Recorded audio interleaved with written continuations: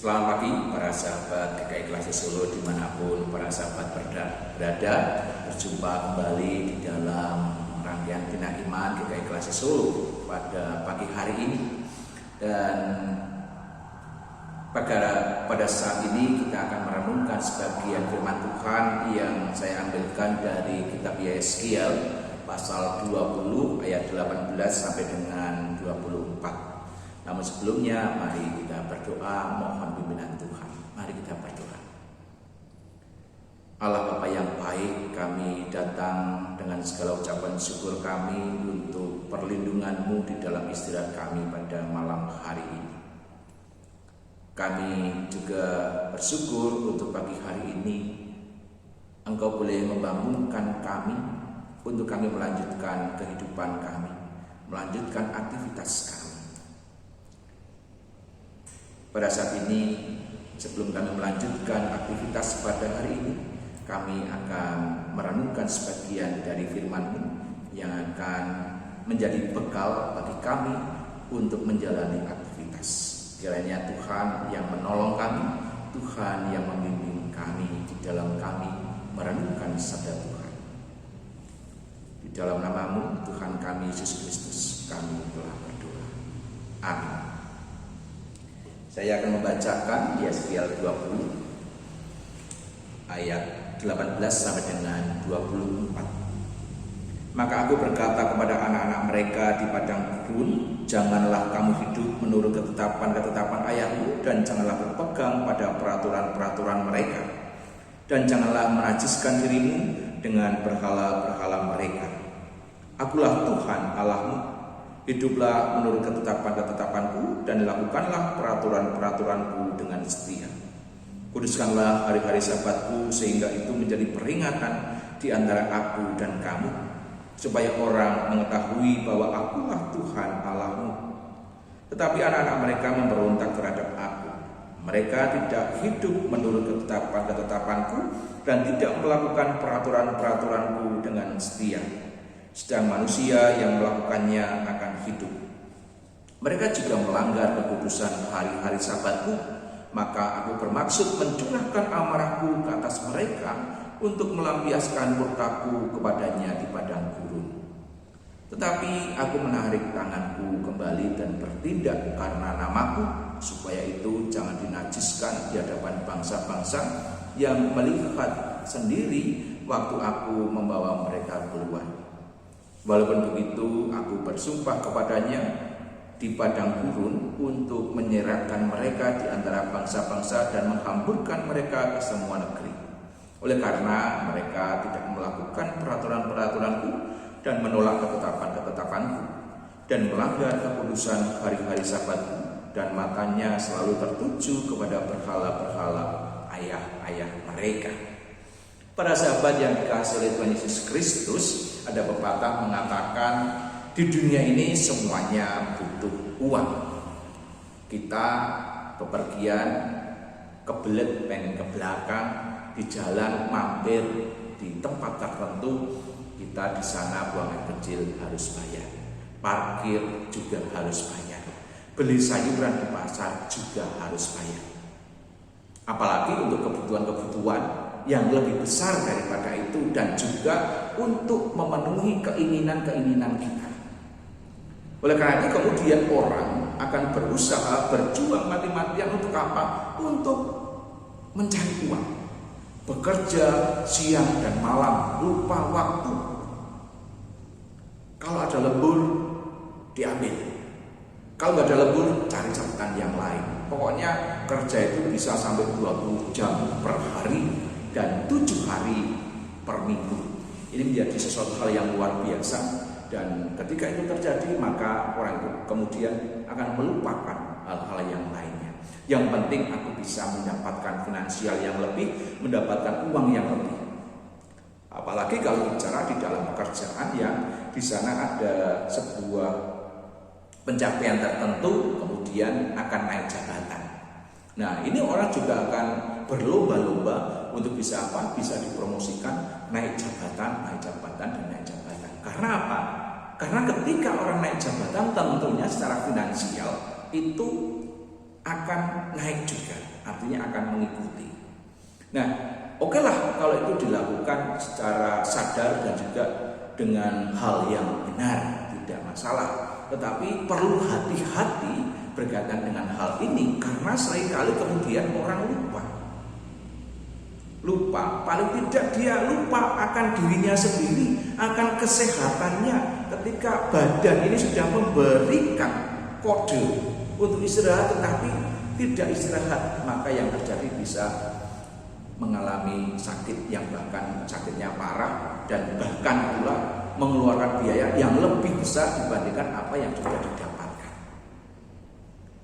Ini minimal yang lainnya. Kemudian ketika orang sudah gila kerja, workaholic ini, dia bisa saja kemudian melupakan Tuhan. Seakan, oh ini loh pencapaianku, ini loh keberhasilanku. Padahal semuanya itu tanpa Tuhan itu tidak akan pernah berhasil. Orang berlomba-lomba berjuang untuk memenuhi kebutuhan hidup mereka, bahkan juga untuk memenuhi keinginan mereka, sehingga mereka berjuang dengan luar biasa. Orang kemudian mengupayakan mendapatkan harta yang begitu banyak, mendapatkan kedudukan yang tinggi. Nah, ini juga bisa membawa orang untuk lupa kepada Tuhan, lupa untuk mengucap syukur kepada Tuhan di dalam peribadatan. Karena apa?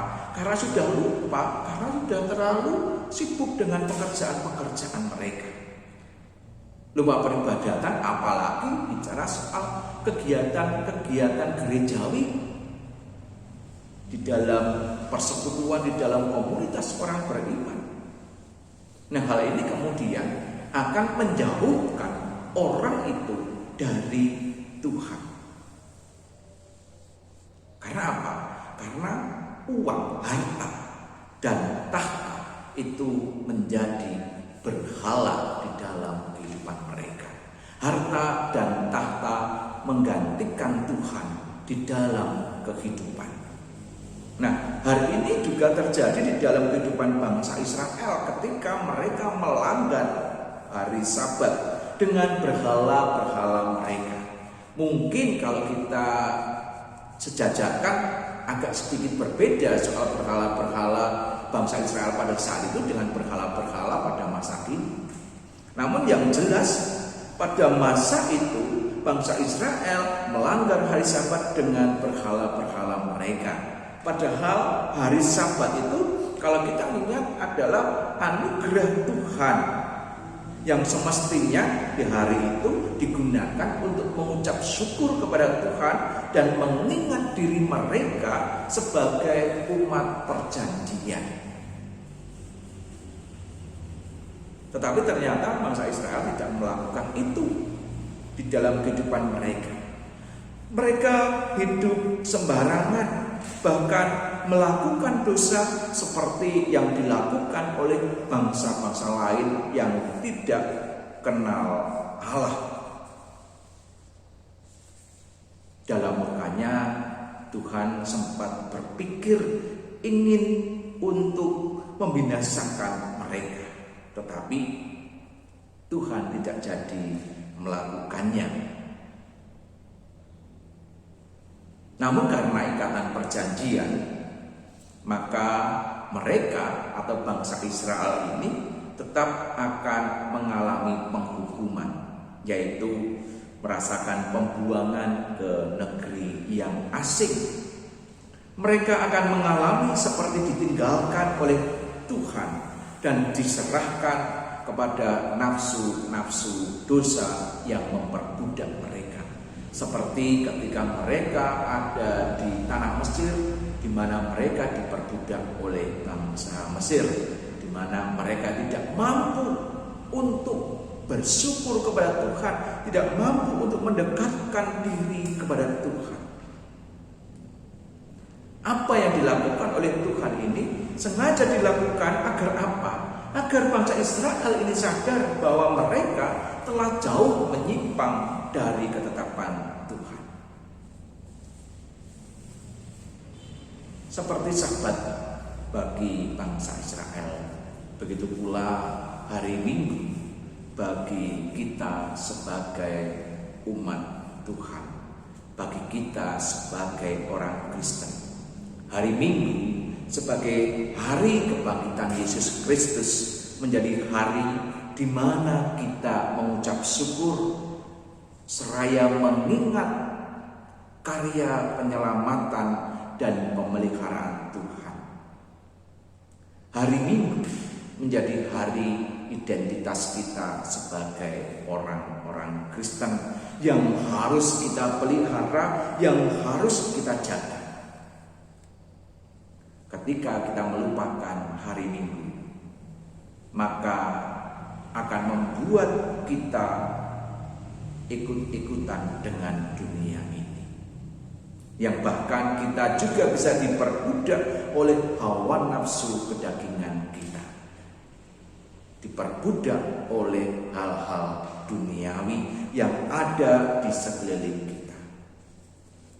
Semakin kita jauh dari Tuhan, maka kita akan semakin kehilangan jati diri kita, kehilangan identitas kita, dan kita akan semakin kehilangan kendali untuk kita hidup seturut dengan Tuhan.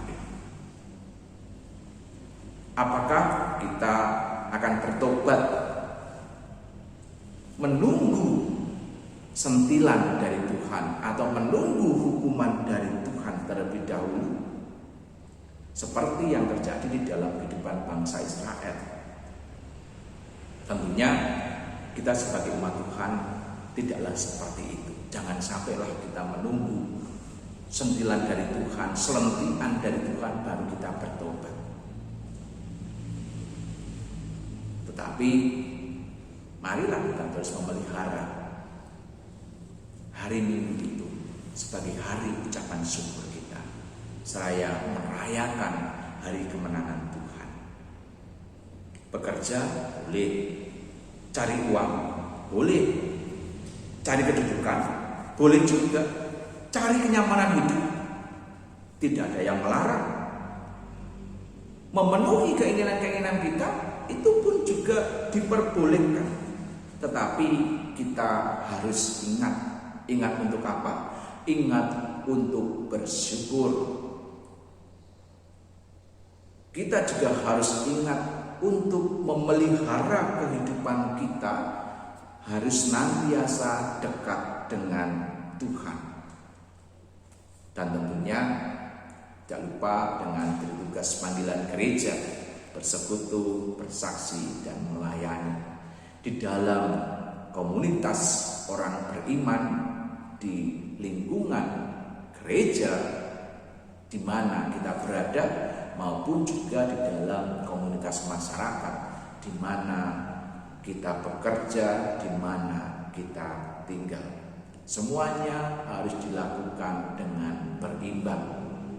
Kalau salah satu yang ditekankan, maka di sana bisa terjadi jemplang bahasanya. Mari kita terus mengucap syukur kepada Tuhan. Kita terus memelihara kehidupan kita senantiasa dekat dengan Tuhan. Selamat beraktivitas dan Tuhan memberkati.